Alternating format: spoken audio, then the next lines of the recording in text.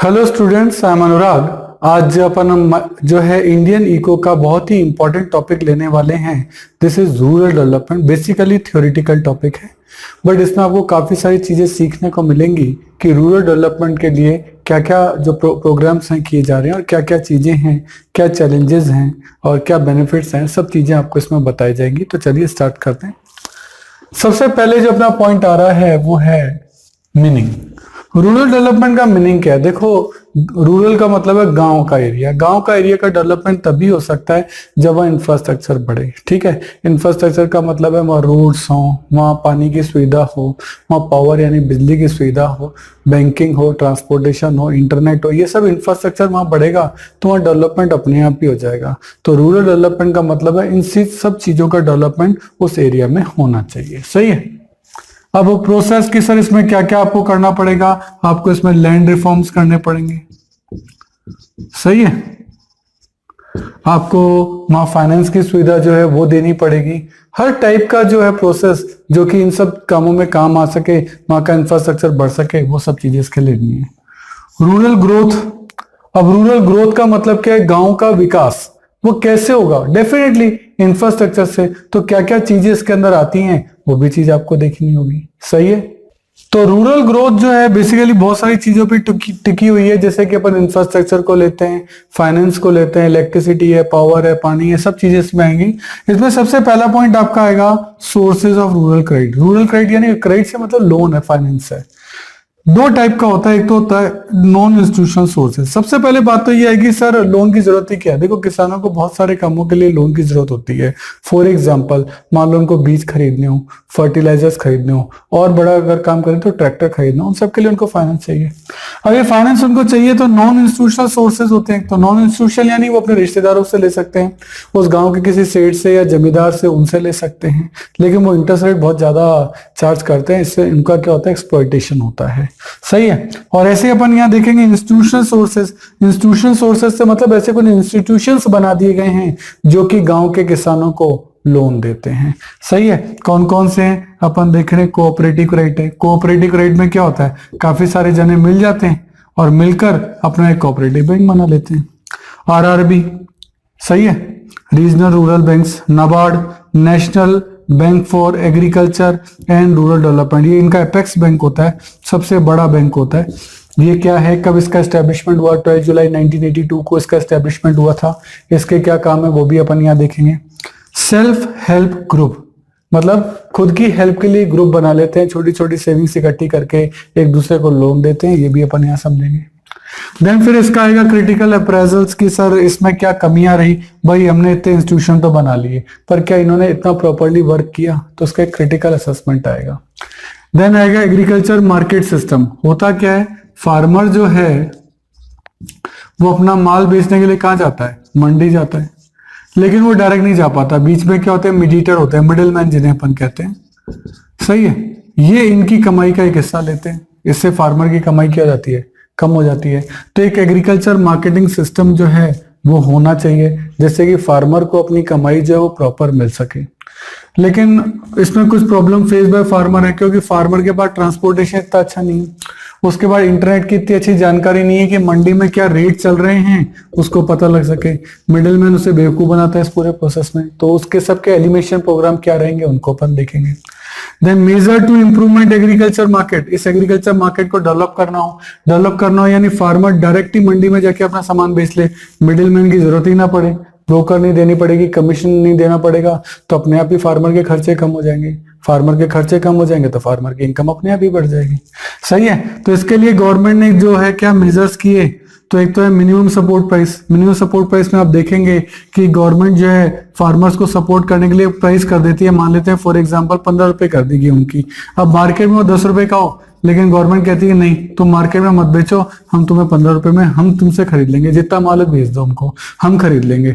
सही है। तो इससे फार्मर को फायदा हो जाता है, क्योंकि मार्केट में अगर वो बेचता तो कितने में बेचता? 10 रुपए में, लेकिन गवर्नमेंट उससे कितने में खरीद रही है? 15 में। तो ये फार्मर के लिए 5 रुपए किलो का क्या हो गया? फायदा हो गया। वैसे गवर्नमेंट के लिए नुकसान हो गया। देन गवर्नमेंट को खरीद के क्या करती है? बफर स्टॉक बनाती है। कब? जब इमरजेंसी की कंडीशन आ जाएगी, फेमाइन आ जाए, या मान लो बारिश नहीं हो, अनाज पैदा नहीं हुआ, उस वक्त ये बफर स्टॉक का मतलब होता है एक्स्ट्रा स्टॉक। ये एक्स्ट्रा स्टॉक जो है उस वक्त काम आ जाता है। और इसी बफर स्टॉक में से वो पीडीएस चलाती है। पीडीएस का मतलब पब्लिक डिस्ट्रीब्यूशन सिस्टम, जो राशन की शॉप्स होती है ना, उनको कहते हैं। ठीक है, इस बफर स्टॉक से वो गरीबों को बहुत ही नॉमिनल रेट पे गेहूं, चावल, चीनी, ये सब चीजें PDS system, public distribution system से राशनिंग के थ्रू उन तक पहुंचाती है। तो सारी चीजें हैं, अब हमको देखनी है। इमर्जिंग ऑल्टरनेटिव मार्केट चैनल, कुछ मार्केट चैनल लोगों ने, किसानों ने अपने आप ही डेवलप कर दिए। जैसे राजस्थान, हरियाणा, पंजाब के लोग अपनी मंडी करके एक कॉन्सेप्ट चला रखा है, जिसमें कि वो लोग अपना पूल बना लेते हैं और एक साथ जो है एक अच्छी रेट जो है मंडी में रिकवर कर लेते हैं। तो उसमें साउथ इंडिया में भी ऐसे कुछ चैनल्स हैं, उनकी भी अपन बात करेंगे। आगे चलेंगे, diversification of agriculture activity. Agriculture activity साल भर नहीं चलती। फॉर एग्जांपल, मान लो कोई जून में आपने फसल जो है सो की है, लेकिन वो कटेगी कब? सितंबर में। तो डेफिनेटली जो बीच के 3 महीने हैं, जुलाई, अगस्त, सितंबर, जो 3 महीने बीतेंगे, उनमें वो जो किसान है वो तो अनएम्प्लॉयड हो गया, उसने तो फसल बो दी है, वो क्या करे? तो कुछ डाइवर्सिफाइड एक्टिविटीज होनी चाहिए उसको बिजी रखने के लिए। वो 3 महीने जो उसके बेकार जा रहे हैं, उनका भी यूज होना चाहिए। तो उसके लिए डाइवर्सिफिकेशन ऑफ एग्रीकल्चर एक्टिविटीज है। उसके बेनिफिट क्या है? जो 3 महीने वो फालतू बैठा है, उनका भी क्या हो जाए? यूज हो जाए।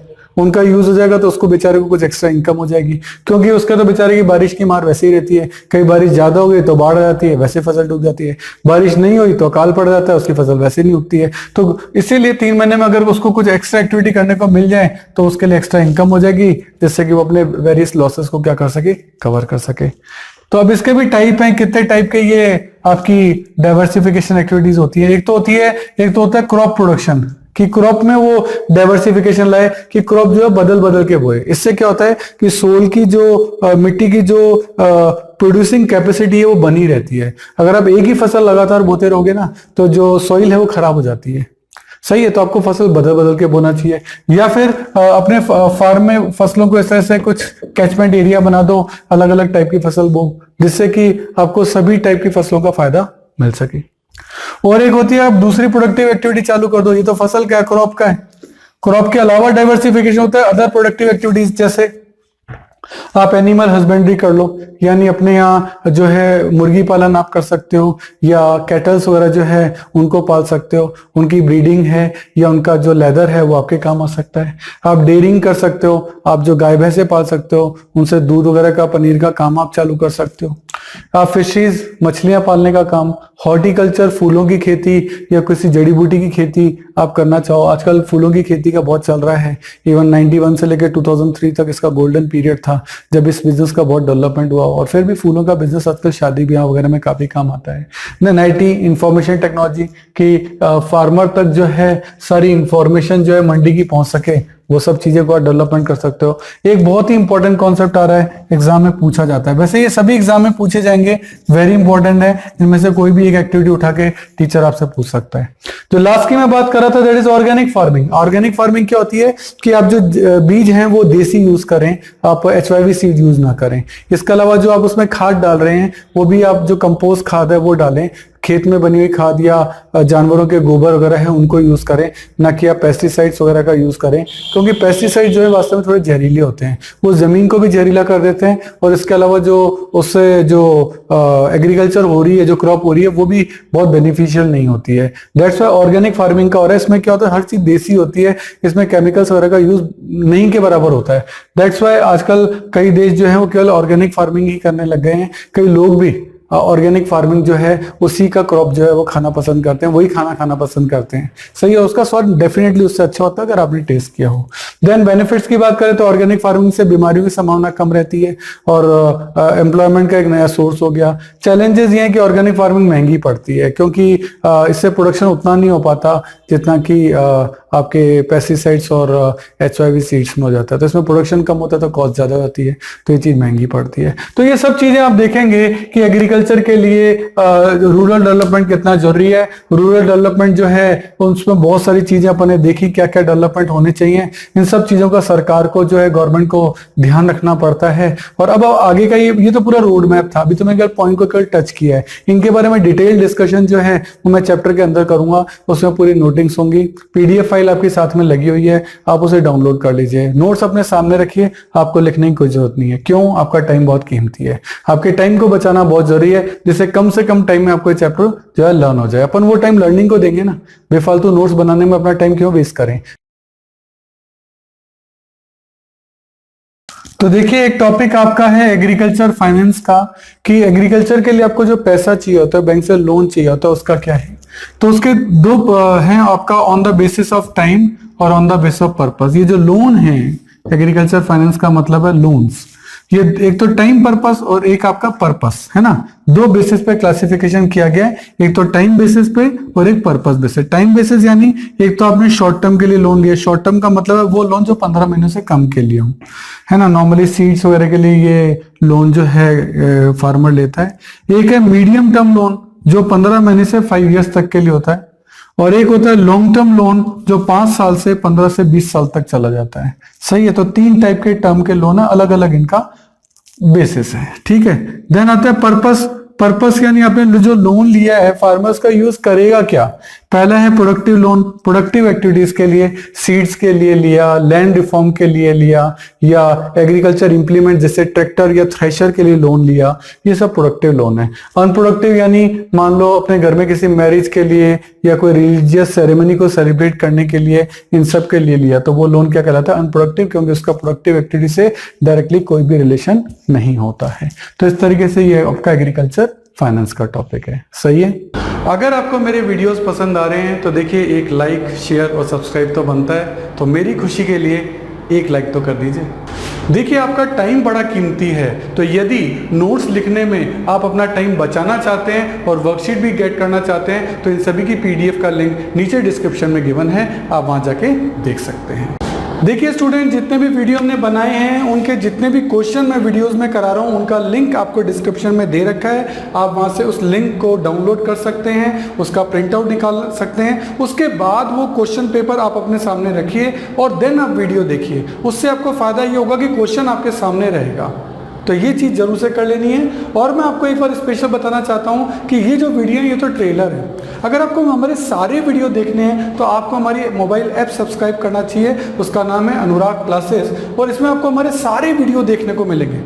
क्यों, देखो YouTube तो ट्रेलर है, यहाँ सारे वीडियो नहीं होते। अगर आपको सारे वीडियो देखने हैं तो आपको हमारी मोबाइल ऐप सब्सक्राइब करनी पड़ेगी, उसमें आपको सारे वीडियोस मिलेंगे, उसमें आपको नोट्स मिलेंगे, प्रिंटेड नोट्स भी होंगे, हैंड रिटन नोट्स भी होंगे, मतलब आप हर तरीके के नोट्स वहाँ ले सकते हो। उसमें भी उसकी जो मेंबरशिप है वो प्रीमियम भी है और स्टैंडर्ड भी है, जो भी आप लेना चाहें। और आपको वहाँ अदर बुक्स के इंपॉर्टेंट पिक्स, अच्छे डायग्राम, अच्छे क्वेश्चन, अच्छे पैराग्राफ, वो भी आपको जो है इस ऐप के अंदर मिलेंगे। और इसके अलावा बहुत ही important point, MCQ test. MCQ test का पैनल है जिसमें आप जितने भी टेस्ट वहाँ देंगे उसमें ऑप्शंस होंगे ABCD, उसमें ट्रू एंड फॉल्स के क्वेश्चन होंगे, उसमें फिल इन द ब्लैंक्स के क्वेश्चन होंगे। आपने 40 क्वेश्चन का टेस्ट दिया, जैसे सबमिट किया, विदिन 5 सेकेंड्स आपका रिजल्ट आपके सामने है।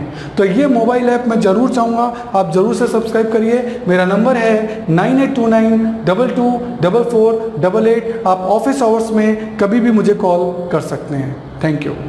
देखिए स्टूडेंट, हमारे चैनल से जुड़ने का फायदा आपको नेक्स्ट 7 इयर्स तक मिलेगा, क्योंकि हमारी रेंज बहुत बड़ी है। नॉर्मली आप चैनल्स पे देखेंगे वो 1 या 2 या 3 सब्जेक्ट पढ़ा रहे हैं, लेकिन मैं आपको बहुत बड़ी रेंज दूंगा। यदि आपकी और मेरी ट्यूनिंग जमती है तो ये बहुत लॉन्ग लास्टिंग रहेगी, और वो ट्यूनअप में आपको बार बार नई ट्यूनअप नहीं करनी पड़ेगी, क्योंकि आपकी ट्यून मुझसे जम चुकी है। क्यों? क्योंकि मैं आपको बता रहा हूँ कि मैं 11th में आपकी अकाउंट्स, स्टेट्स और माइक्रो इकोनॉमिक्स लूंगा, 12th में मैं आपकी अकाउंट्स, मैक्रो और इंडियन इको लूंगा, बीकॉम के अंदर मैं आपकी corporate accounting, advance accounting, costing, financial management, budgeting, income tax etcetera, जो भी आपके जिस भी नाम से ग्रेजुएशन के अंदर ये कोर्स होंगे, इन सब के वीडियो हमने ऑलरेडी बना रखे हैं। मोबाइल ऐप आपकी बना रखी है, तो आपको बहुत सारी फैसिलिटीज हम देने जा रहे हैं। इसके अलावा CA, CS और CMA के फाउंडेशन और इंटर कोर्सेज में जितने भी प्रैक्टिकल हैं या इकोनॉमिक्स से रिलेटेड टॉपिक है, उन सब के वीडियो आपके तैयार मिलेंगे। पूरा स्टडी मटेरियल, पूरा नोट, सब चीज A to Z आपको रेडी मिलेगी। और इसके अलावा मास्टर्स अगर आप कर रहे हैं उसमें भी QT है, या मैनेजरियल इकोनॉमिक्स है, डायरेक्ट टैक्स है। QT का मतलब क्वांटिटेटिव